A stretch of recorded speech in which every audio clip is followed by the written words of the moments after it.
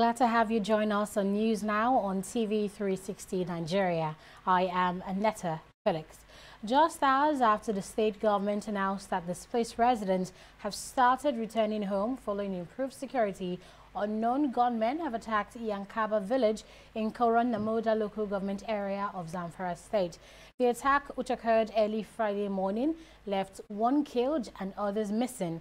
Confirming the incident, chairman of the local government area, Abdullahi Isa, said the village head and 7 others are yet to be accounted for, since the incident has sparked fear that they may have been abducted by the gunmen. Meanwhile, neither the state government nor the police have reacted to the incident.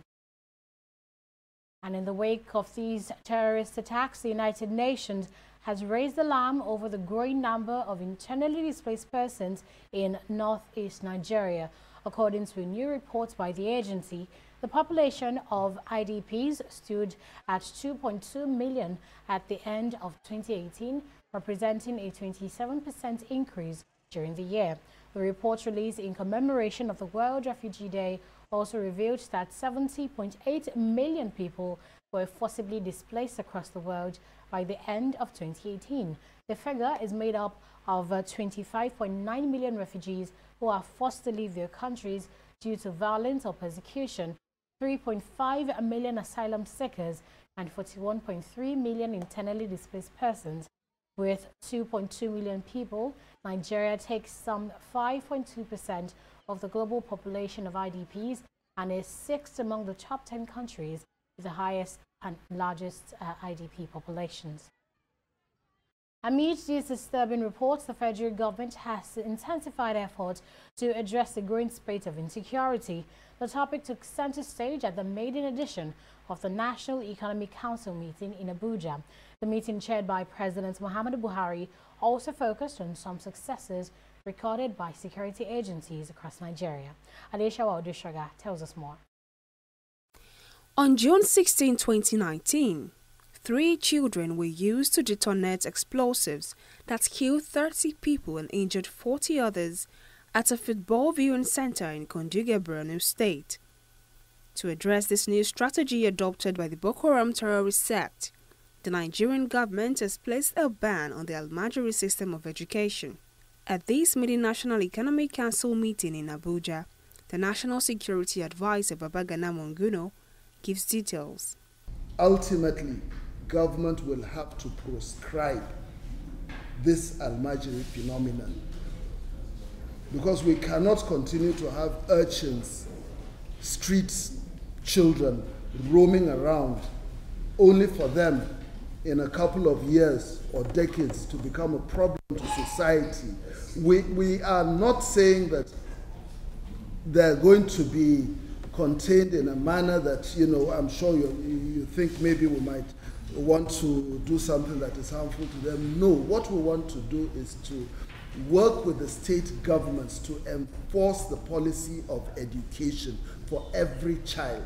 It is every child's right, his entitlement, for as long as he's a Nigerian. Monguno also speaks on the successes recorded in tackling pipeline vandalism. In recent months, we were able to destroy 373 illegal refineries and curtail the activities of pirates. This situation in the Niger Delta is also affecting security in the Gulf of Guinea, and we have been collaborating with the Secretariat in Luanda on how to work to reduce the activities of these people. So basically, we need not just domestic but also international efforts to deal with this situation. Admitting the peace and calm has been restored in many communities across the country through Operation Spoff Ada, the Inspector General of Police, Mohammed Adamu, shares another initiative adopted by the police to address the growing insecurity.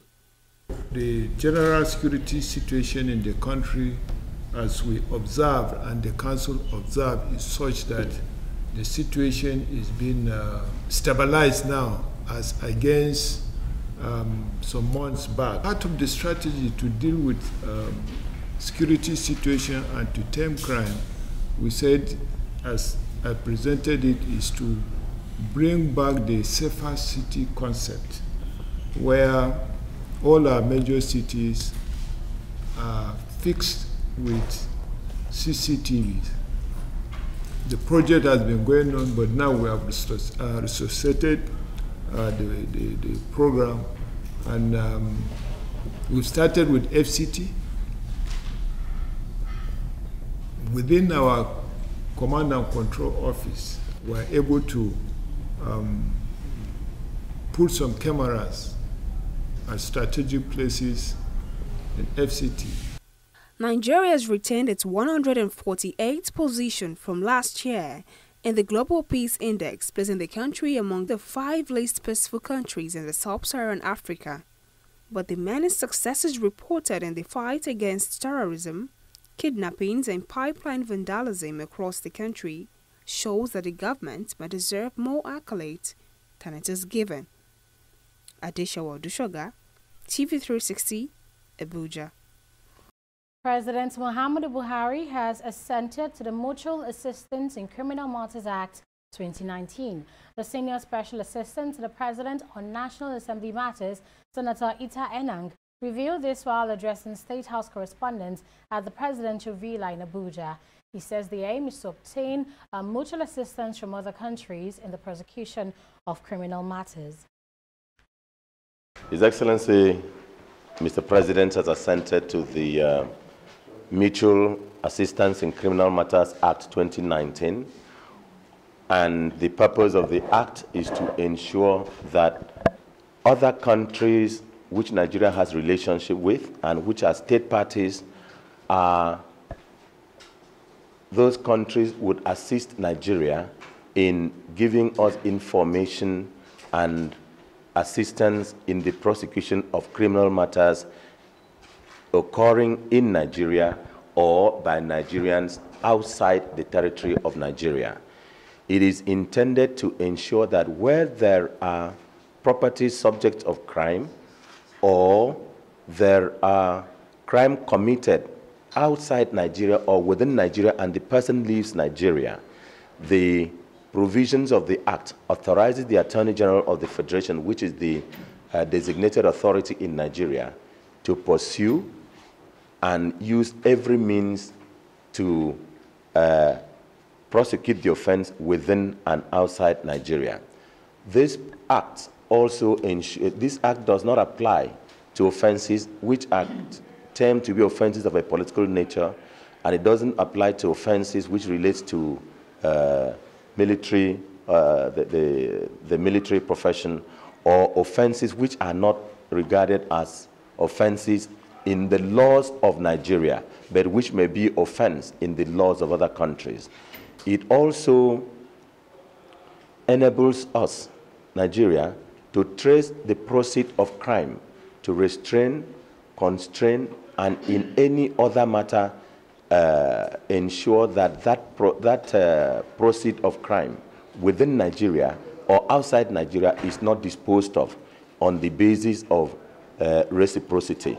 That is, the countries that have the same obligations with Nigeria, we will give them the same assistance and they will give us the same assistance in their own countries. In 2007, Nigeria expunged history from its basic school curriculum with the introduction of the basic education system.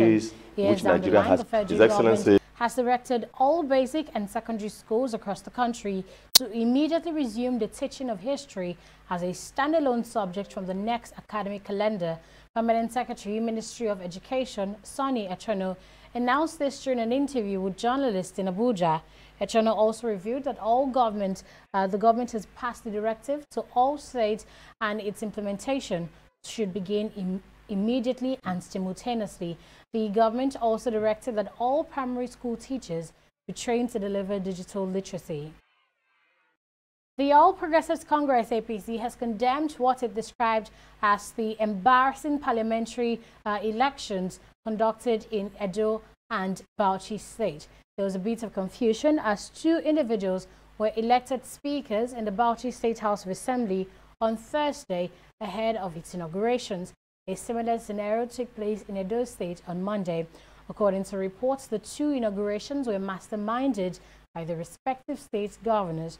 Reacting to a statement, the APC, through its spokesperson, Larry Saunulu, said it viewed the illegality with shock and disappointment. The party has now urged the governors of both states to urgently do the needful by issuing a proper letter of proclamation to allow for the lawful inauguration of the respective state House of Assembly and subsequent election of presiding officers in a transparent manner. The People's Democratic Party, PDP, has reviewed the cost of its nomination forms for governorship positions from 5 million naira to 20 million naira. This comes ahead of the November 16 governorship elections in Kogi and Bayelsa states. According to the party, the increase is as a result of the rising costs of printing and logistics.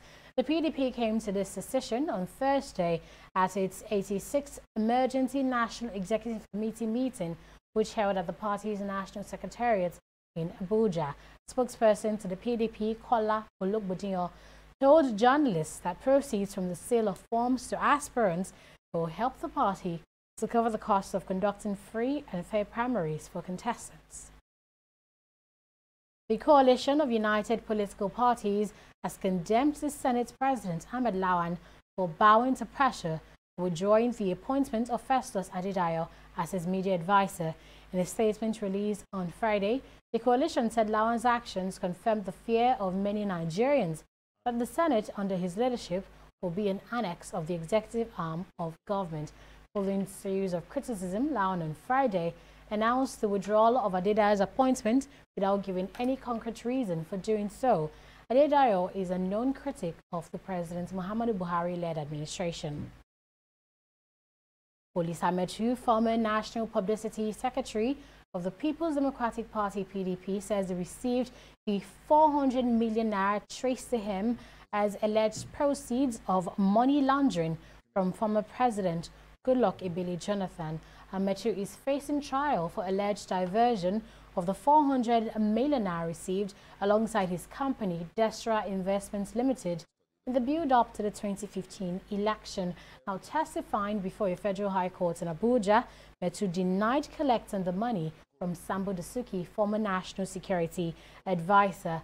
At the resumed hearing, Metu was quoted as saying the former president made the money available to him to carry out national assignments. Dasuki had in 2017 denied having any dealings with the former PDP spokesman regarding the money. An additional batch of 137 Nigerians have been repatriated to the country from Libya. They were received at the cargo wing of the Murtala Mohammed International Airport in Lagos on Thursday night. This brings the total number of assisted voluntary returnees from 10 different countries since April 2017 to 14,036. While receiving the new batch, coordinator of NEMA, Lagos Territorial Office, Idris Mohammed, revealed that over 850 of the total number have psychosocial related needs. Idris, however, thanks the International Organization for Migration, IOM, for facilitating the return and urging Nigerians to be more vigilant when embarking on journeys abroad. Officers of the Lagos State Police Command have arrested a domestic worker for allegedly stabbing his employer to death in the Surulere area of the state. According to the police, Joseph Ubu stabbed his employer to death 2 days after he was employed. After perpetrating the crime, the suspect reportedly packed some valuables in the house and loaded them onto his employer's car while trying to escape from the scene of the incident. He was, however, apprehended by men of the command who were on patrol. Joseph reportedly confessed to the crime during an interrogation. The police says he will subsequently be charged to court. With over 13 metric tons of waste generated on a daily basis, effective waste management has become a major source of concern, and stakeholders in the sector have been preferring solutions to the issue. At the 10th edition of the Olu Awonifa Public Lecture Series titled Resources, Business and Economic Values in Solid Waste Management, experts highlight how waste can be turned into wealth if properly managed. Former General Manager of Loma, Abdulwahab Ogunbiyi, says for Lagos to achieve a workable and durable waste management system, the government must localize its machineries and methods. In our waste, we have so many types. We have components, different components of waste there. We have the organic, we have inorganic. The inorganic of it is the one that you can quickly turn into manure and get the gas from it, which we now use for the generation of electricity. That is one way. Other way is that if we want the two, supposing we don't want manure at all, there are technology that we can use that will turn the two. We call it syngas, that's synthetic gas. Then we use that one also to run generator. But in this part of the world, it's good we do the one that is organic, turn it to organic manure that we use on our agric, and then extract the gas and use the gas for the electricity. Of course, in the recent World Environment Day celebration, this theme was beat air pollution. And how do you come about air pollution? You come about air pollution through so many ways. But waste, mismanagement of waste is also bringing about air pollution, because when the waste decomposes at the dump site, it generates what you call biogases. These biogases, if they are not well tapped, they go to pollute the environment. And when you burn waste, and that is why we also need to educate our people to stop burning their waste. When you burn the waste, especially plastic waste, they release some dangerous fumes and gases and pollutants. We have can crusher as part of the innovations that people have come up with, been on display for us to be able to reduce our environment to a clean one. One of the things that is also very paramount is to begin to sanitize the public, to maintain 3 different dustbins in their houses and in their estate, especially in the estate, where you have 3 dustbins, the one for the plastic waste, the one for the solid waste, the one for the perishable waste, and begin to categorize them from now. We begin to ensure that we can recycle our solid waste and also be able to get money for it. You're still watching news now on TV360 Nigeria. We'll be right back after this break.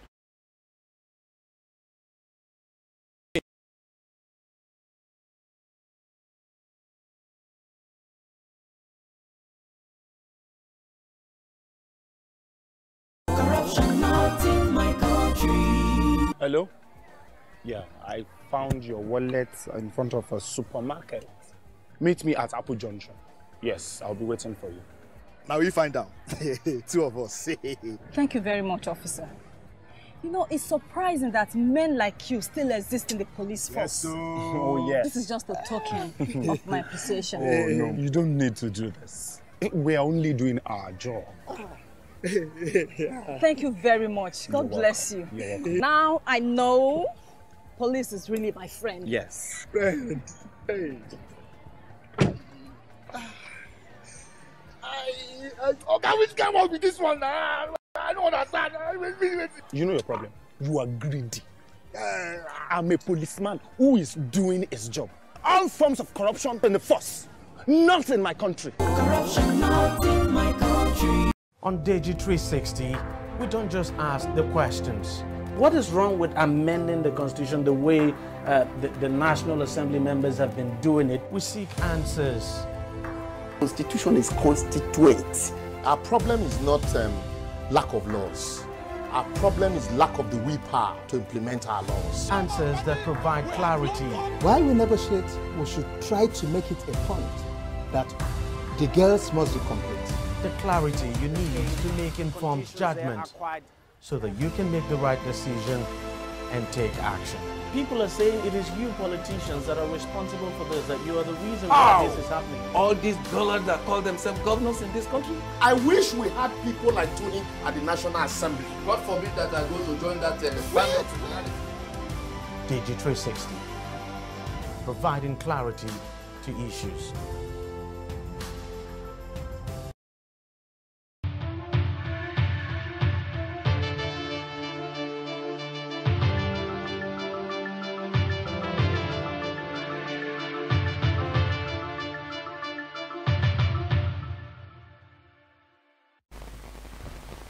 You're welcome back. And it's now time for business with Fidelia Aguncha. Hello, Fidelia. Hi, Annetta. Please bring us up to speed with the latest in business today.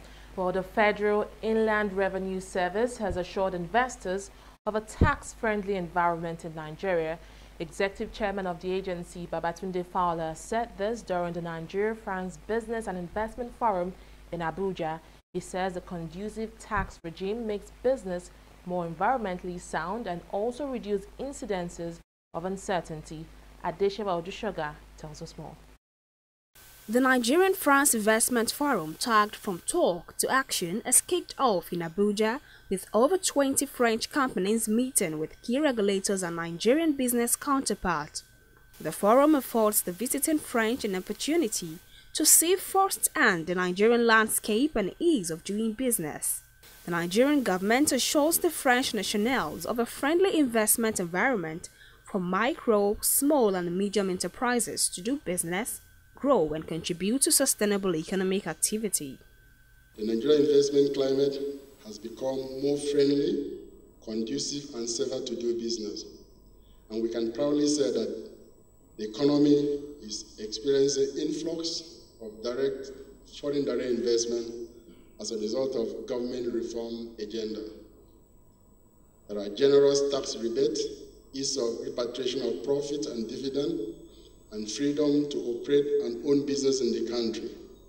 The issue of safety and security has largely been contained by the federal government. There are problems all over the world. It's the people who are bold enough to come in. And there's not enough security issues in Nigeria to stop people from coming. We're all here and we're all doing business, you know. So just like they too have issues in the country, and they're all doing business. So there's opportunity for doing business, and every single country that wants to do business with external people will encourage them to come and to understand the terrain. It's worthy to invest in Nigeria. That is what we have the numbers to drive, you know, products, whatever products you're servicing. Two, is that when they actually do come in, they realize that everything is exaggerated.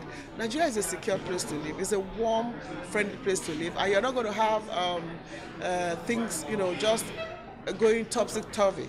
So any wise person, like I said, will actually, this is the place to be. And I'm happy with the participation here. And the key thing is to see the results. And we're beginning to see the results. On your expectations and what's the make of Nigeria's business environment, some of the prospective investors expressed their opinions. I came to this business forum because I know that Nigeria has a lot of needs in terms of training for air transport. Air transport in Nigeria, you know this as well as myself, is increasing a lot, and there's a lot of training needs.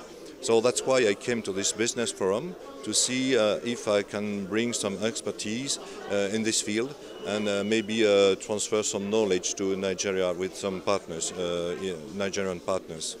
I was very interested by what your ambassador mentioned. There is this image of Nigeria that people believe when they haven't been here. And in fact, when coming to Lagos on Sunday or in Abuja yesterday, I was very surprised, positively surprised, because that's not what one would expect when you hear what people say about Nigeria. The Nigerian-France Business and Investment Forum is an initiative that began in Paris on 21st of January 2019 as a platform for further interaction in areas of common economic interest, leading to increased commercial activities. In July 2016, the Nigerian government inaugurated the Presidential Enabling Business Environment Council as a flagship initiative to reform the business environment in the country. The big picture was to make it easier for investment attraction and diversification of the economy away from oil. Adeshewa Odushoga, TV360, Abuja. Between April 2018 and March this year, the Central Bank of Nigeria has injected over $42.3 billion into the foreign exchange market to ensure liquidity in that segment of the economy. The CBN usually intervenes in the forex market by injecting liquidity about 3 times a week. The intervention is provided to authorize dealers in the wholesale segment of the market as well as other sectors of the economy. Oil prices reversed earlier gains on Friday, but benchmark Brent crude was still set for its first weekly gain in 5 weeks amid rising tension in the Middle East and on hopes for a drop in U.S. interest rates that may stimulate global growth. Brent crude was down 20 cents at $64.25 a barrel, while U.S. crude was down 16 cents at $56.90 a barrel. U.S. President Donald Trump initially played down Iran's downing of a U.S. military drone earlier this week, but reports on Friday said Trump had approved strikes against Iran before pulling back, raising concerns about crucial oil supplies being disrupted after the tanker attacks last week. Well, up next is a review of the stock market after this. Stay with us.